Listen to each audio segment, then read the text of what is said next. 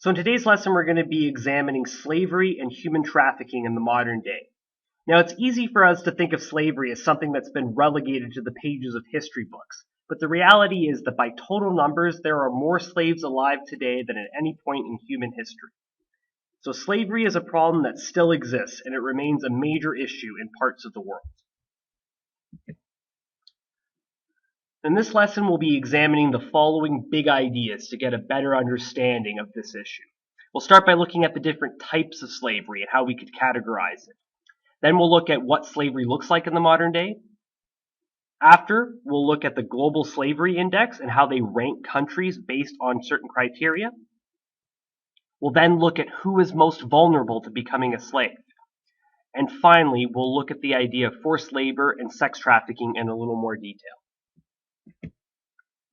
So in 2016, 45 million people lived in slavery, according to the Global Slavery Index. And this is a number that's growing. If we go back to 2013, the number was estimated at only 30 million. So this is a number that's growing. But again, this is just a best estimate. So there's a margin of error to this number. It's not like slave owners are going to come out and say, this is the number of slaves I own.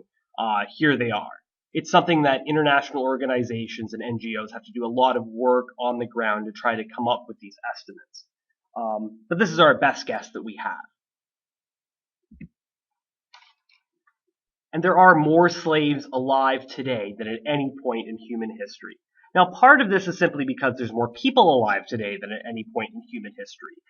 Again, with the world population growth and over 7 billion people around, there's just more people who are could possibly become slaves. So as a percentage, it's not nearly as high as it was at certain points in the past.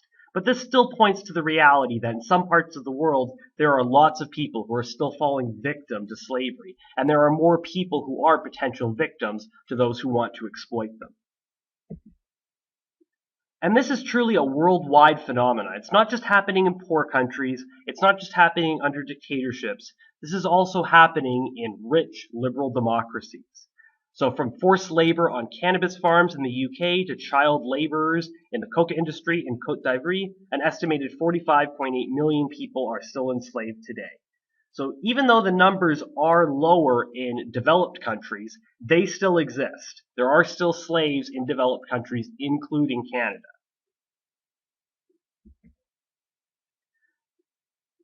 And for a topic like this, it's important that we have precise definitions. Slavery and forced labor are hard to measure and they're hard to define, but it's still important to try to do our best so that we know what we're fighting against. By carefully defining a problem, it's possible to quantify its extent, to understand whether it decreases or increases over time, and to assess whether our policies have an impact on it. And so here's a good definition of slavery.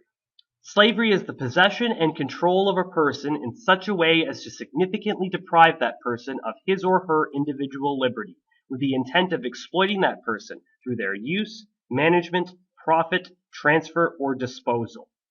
Usually this exercise will be achieved through means such as violence or threats of violence, deception and/or coercion. And again, there's a lot of leeway in this definition because slavery has many different faces. So with that in mind, let's look at the different types of slavery. So to start off with, let's look at the idea of chattel slavery. So this is the type of slavery that usually we think of immediately when we hear the word. This is when people are bought and sold as commodities. So for example, as we saw with the Atlantic slave trade and African Americans being used as slaves in the US South up until the Civil War. So historically, this was a very prevalent type of slavery.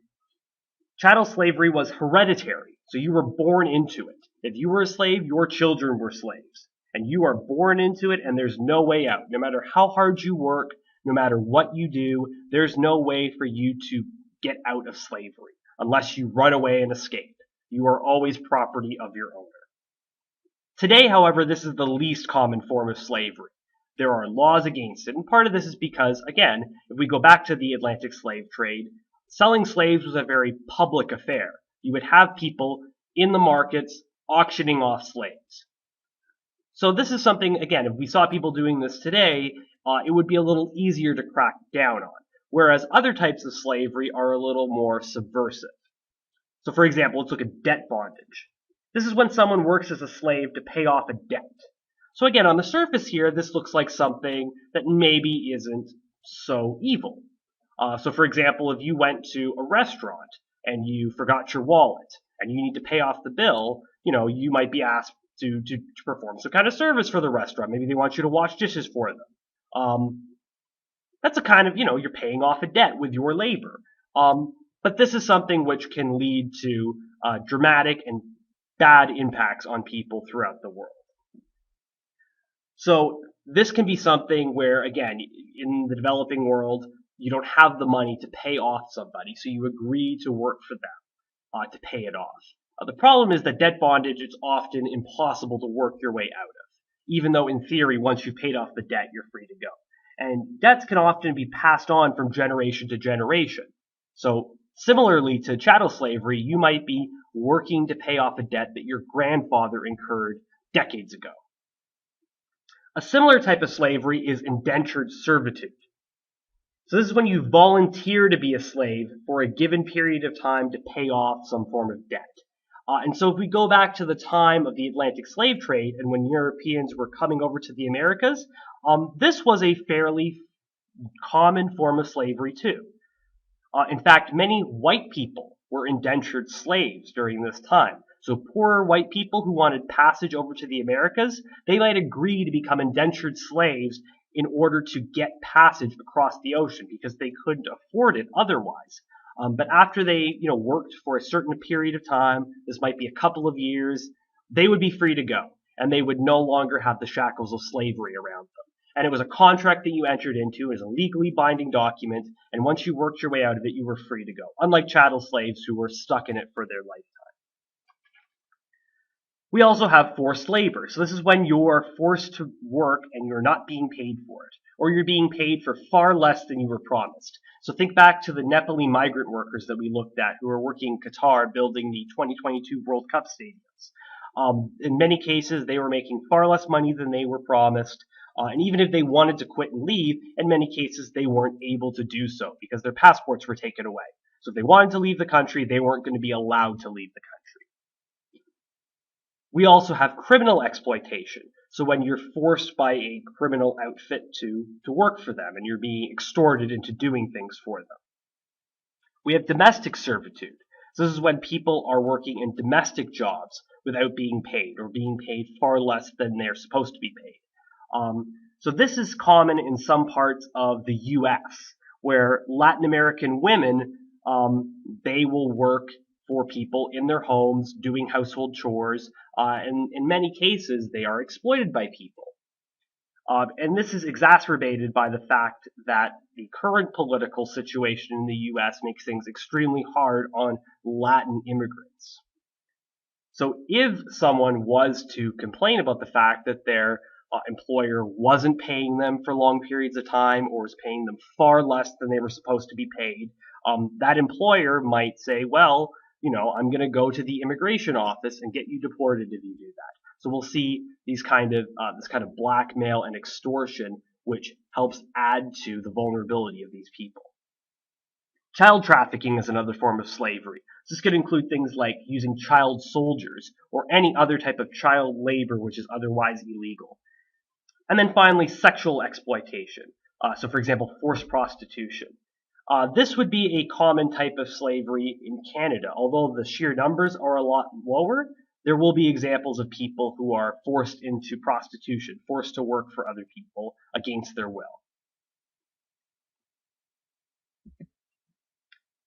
And again, all of these things are slavery. They all exploit people in their labor, and they're an affront to human rights. And it's important that we recognize that these are all taking advantage of people, and they're all things that we should work to fight to stop in today's world. Now this graph here is just breaking down the numbers of the proportion of different types of slavery. And so you can see here, the most common type is labor exploitation, making up about 2/3 of all slavery. But other forms such as sexual exploitation and state-imposed slavery. So this could be things like people at prisons. So if you're convicted of a crime, being sent to a work camp and being forced to work. or it could be in terms of military, so in different parts of the world being captured by the military and being forced to work for them. So these are all, again, prevalent and different forms of slavery that we should be fighting to work against. Now, in the modern day, slavery is illegal in every country around the world. The last country to abolish slavery was an African country, Mauritania, which made it illegal in 1981 to own slaves, but it was only criminalized in 2007. So although technically it was illegal, you wouldn't have been punished for owning slaves until only a few years ago. Now, despite its illegality and criminalization, there are still these millions of people who remain in slavery. Just now, again, they're all illegal slaves. Now, of the about 46 million people living in slavery, 58% of them live in just 5 countries. So in those countries are India, China, Pakistan, Bangladesh, and Uzbekistan. But again, this is a worldwide phenomenon. And even though it's happening, the majority of them are in these 5 countries, there are very few countries in the world where it's estimated there are no slaves. This is a phenomenon which touches every corner of the globe. Now, slavery can look like a lot of different things. So, for example, it might look something like this. In places like Thailand, forced labor on fishing boats, for example, is a major problem. So in the shrimp fisheries in particular, there have been accusations of this. So stories of people being forced to work 20-hour days in horrible conditions, people dying on the boats, dying on the jobs, and then being thrown overseas into the sea. This is a major problem. And again, if you were to look at this from the outside, these would just look like people doing their jobs. Unless you listen to them and hear their stories and see that they're not being paid, you wouldn't understand the extent of the problem. So to combat this, there's many things that can be done. So for example, just in terms of the shrimp fisheries in Thailand, for example, there have been some movements in some urban areas in the United States and in Canada to ensure that restaurants only buy sustainable, ethically sourced seafood. So even something just that simple, looking at where your food comes from and if it's being produced by people who are engaging in some shady labor practices, not buying from those people. That's just one thing that can be done to try to end slavery. Now, how do we know all this information about slavery? Again, it's not like slave owners and labor exploiters are upfront with the data. It's because of the difficult work that's being done by international organizations such as the ILO and NGOs like the Walk Free Foundation, which publishes an annual global slavery index that we know about this issue. So the Global Slavery Index in particular it's published annually by the Walk Free Foundation, and it provides a map, country by country, of the estimated prevalence of modern slavery and the steps each government has taken to respond to the issue. So what they're doing is they're taking all this data and they're seeing and they're evaluating what's being done to try to stop this and whether or not our policies are effective. So again, as I mentioned earlier, just in 3 years, their estimate went up from 30 million in 2013 to 45.8 million in 2016. So again, the number is increasing, and whether this is because they have a better estimate now or because the problem's getting worse, it can be tough to say. So this is something we need to look at long term to see what the long-term trends are in order to figure out exactly what's going on and what the long-term impacts of our policies and actions are. Now, according to the 2016 Global Slavery Index, India is the country with the most slaves. Now, this is particularly a function of their high population. Again, the second most populous country in the world, over 1 billion people live there. So we would expect that even if they just had an average proportion of slaves, they would have some of the most in the world.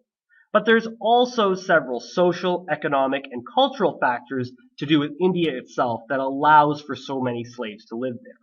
Now, by percentage, India is not the highest. By total numbers, they are. So it's estimated that 18.35 million people are enslaved in India today. And in particular, things like debt bondage are a major issue. If we were looking at slavery by proportion of population, however, it would actually be North Korea, which has the highest. So in North Korea, about 4.4% of their population is enslaved, compared to 1.4% of India's population. But by total number, India has the most slaves. And according to the global rankings, these are the top 10 countries where the most slaves are found. So we have India in at number 1, China number 2, Pakistan number 3, Bangladesh at 4, Uzbekistan number 5, North Korea number 6, Russia number 7, Nigeria number 8, the Democratic Republic of the Congo number 9, and Indonesia number 10. Now these are all countries that are mostly low or medium developed if we were looking at them in terms of those kind of metrics. On the other hand, here's the bottom 10 countries. So we have Sweden, Austria, Switzerland, Denmark, Norway, Ireland, New Zealand, Barbados, Iceland, and Luxembourg. And as opposed to that first list, these are all countries which tend to be mostly developed, highly developed countries. Now, why are people being forced into slavery? Well, the biggest motivation is simply profit. It's highly profitable to own slaves.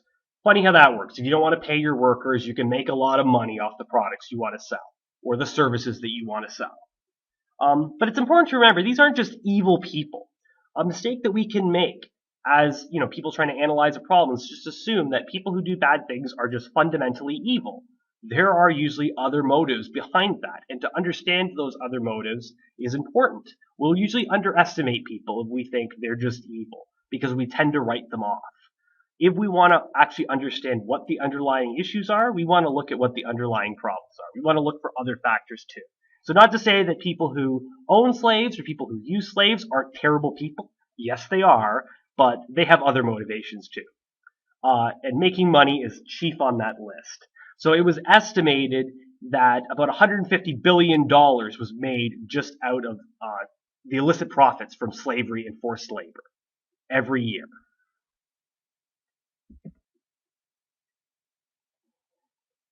Now, there are differences between gender in terms of slavery as well.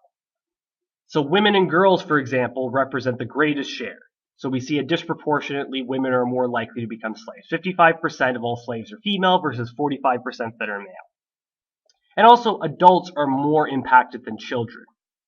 About 3/4 of slaves are aged 18 and older, but still about 1/4 of them are 18 and younger. Now, who's most vulnerable to becoming a slave?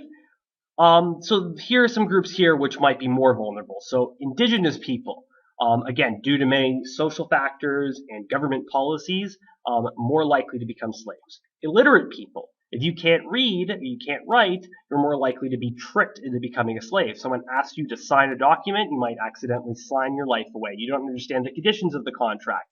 Thinking about something like debt bondage, you agree to work for someone to pay off a debt, you don't understand the conditions, you don't understand what the interest is, you don't understand what the exact arrangement is, that can lead you to being tricked into becoming a slave. Migrant workers. Again, as discussed earlier, if you're living in a country just temporarily, so for example, working on a farm in California, if you're coming up from Mexico, you might be, because of the political climate, you might be targeted, you might be threatened with deportation if you complain about the working conditions. So again, lots of exploitation going on in that sense. Children are vulnerable, again, because there's not a lot they can do. They're easier to take advantage of. They're more impressionable. They trust adults. Orphans. If you don't have parents, you're looking for anyone to trust. So orphans can be particularly vulnerable to slavery. And in general, the poor. People who are looking for a job. Most people who end up as slaves are just desperate for a job. They want to work. They want to provide for their family.